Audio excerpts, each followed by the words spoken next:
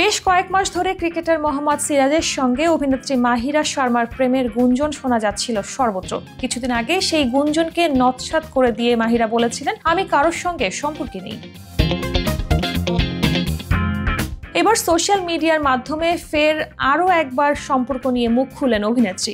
গত 20 মার্চ মাহিরা একটি পুরস্কার বিতরণী অনুষ্ঠানে উপস্থিত ছিলেন। সেখানে পাপ্পারাজিরা তাকে আইপিএল নিয়ে নানা প্রশ্ন করে এবং প্রিয় দল ও প্রিয় খেলোয়াড় সম্পর্কে জানতে চায়। এরপর গত 21 মার্চ মাহিরা ইনস্টাগ্রাম স্টোরিতে লিখেন, আমি কারোর সঙ্গে ডেট করছি না, দয়া করে গুজব ছড়ানো বন্ধ করুন। শুধু মাহিরা নন, মোহাম্মদ সিরাজও সোশ্যাল মিডিয়ায় লিখেছেন, আমি সকল পাপ্পারাজিদের অনুরোধ করছি, দয়া করে ব্যক্তিগত প্রশ্ন জিজ্ঞাসা করা বন্ধ করুন। এগুলি পুরোপুরি অসত্য ও ভিত্তিহীন। আশা করি এবার এই সব কিছুর অবসান ঘটবে।